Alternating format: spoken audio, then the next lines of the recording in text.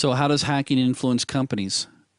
Guys, it's getting scary. I think the latest report shows that businesses worldwide will spend over $1 trillion a year just to protect as well as fix issues such as their reputation, or even having to face lawsuits because they lose customers' private information.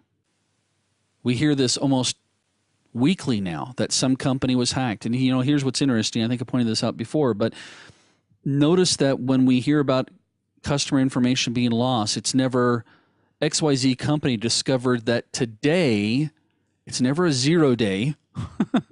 It's always 4 months ago this company was attacked. Just off the top of my head, we can all think of probably, Target. And it got worse as they did their investigation. It started off initially as Target only reporting that only a couple 100,000 customer information was actually pilfered. As it went along, we ended up finding out that it was almost 40 million accounts worldwide were affected by this attack. Now, this attack only took place in less than 30 days. So they were only in there for 30 days. But here's the kicker. And when you may not make the connection right away, and I'll help you here. The attack took place, or the customers that were affected were the ones who shopped at Target stores between, you ready for this? November 27th through December 15th. And that was of 2014. Think about that one. Yeah, let's see. What are people doing at that time frame? Shopping. It's like the busiest retail shopping time. And don't think that Target wasn't affected, not only by having to fix the issue, but also their reputation. Intellectual property. Yeah, ask Sony about that one. Emails about projects coming up, actual movies during that attack. Isn't it kind of weird that before Apple comes out with the new iPhone that there's some knockoffs already available in other countries? Back in 2014, there were actually some guys who got caught stealing data from Microsoft and the intellectual property all around the Xbox One, Xbox Live consoles, software including the Call of Duty, I think it was Warfare 3, several different software games were also hacked, as well as software that was used for training military helicopter pilots. So even though it may seem like, intellectual property, at one extreme, it's, hey, I got a copy of the latest version of Call of Duty, versus somebody just stole how we're training our pilots in the military. Again, one extreme to another. Downtime and slow sites. These are extremely influential to companies. If eBay or PayPal goes down, or they can't process payments fast enough. Let me ask a question. Let me back up here a second. Anybody know how long a user waits when they type in a URL and they hit enter? Anybody know what the average wait time is before they give up? Yeah, it's less than 3 seconds nowadays. Back in the old modem days, and for those of you guys that don't remember modems or weren't around, that's back when our computers screamed at us. It was 8 minutes, especially when it comes to dealing with collaboration. We are so used to, and society is getting so used to, this instant collaboration environment where we have things on the cloud. We have the ability to attend video conferences where we can see people and interact with them live. You don't think GoToMeeting would be affected financially or be influenced if hackers made it so that their technology acted very slow? Actually, I've been in classes where using, I won't say which company it was, but where I was using a virtualized environment where my students were attending remotely, and the company that provided that technology for us did come under a DOS attack as I was teaching, and it resulted in my students being cut off or not able to hear or see or to participate. Now think of the ramifications all around. Not only did that particular company have issues, but now we have employees who are supposed to be attending training. There's costs associated to that. They missed out on that training. It just continues to snowball. I had to go and spend extra time catching the students up. Well, that was time that the training center had to pay me for. So there's always the snowball effect, which gets us into lost revenue.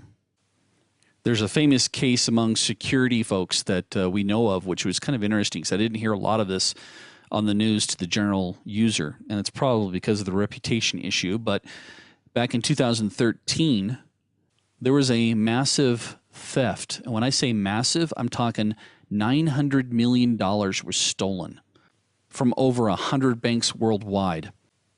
How they actually caught it is an ATM machine, and I think it was in Russia, started actually dispensing cash at random times throughout the day. And there would be like nobody at the ATM, just people would be walking by and they'd start shooting out cash.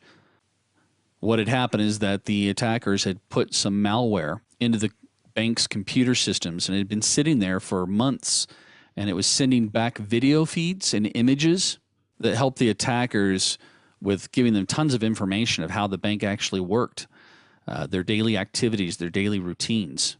And guess how they got the malware in? Yeah, it started with just a phishing campaign. They sent out massive numbers of emails to bank employees that had links to interesting looking content that was secretly infected with a malware that was called Karbonka.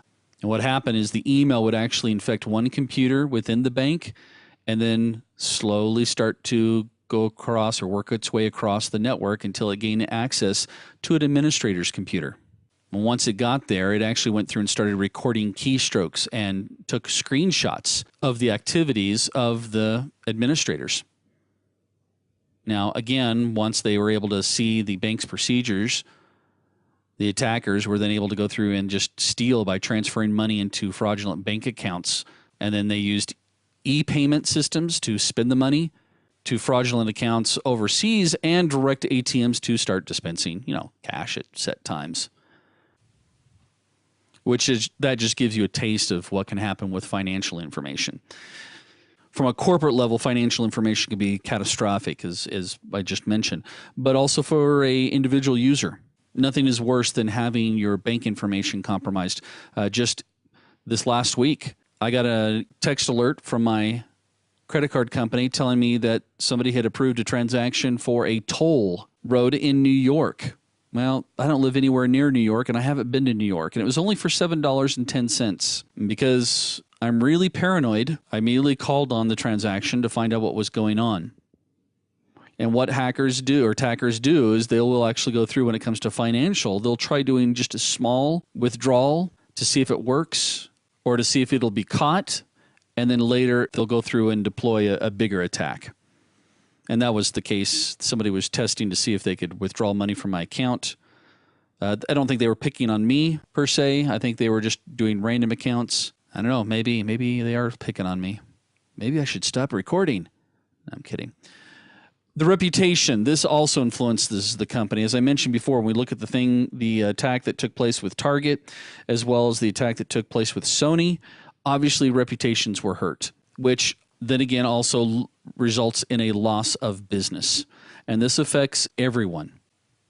Any company that gets attacked. Trust me, Sony had a loss. The hospital here in my neck of the woods I told you about earlier, they experienced a loss. And that's why we see companies being more proactive instead of reactive.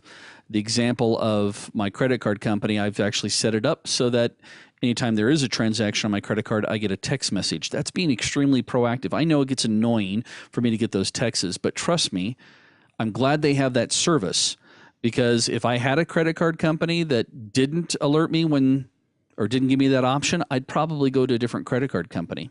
And when you think of the example of the other Sony attack, which affected the Sony PlayStation Network or the Sony Network, that killed the ability to play and actually run applications during the Christmas holiday season, don't tell me that Sony didn't have a loss of business during that time frame.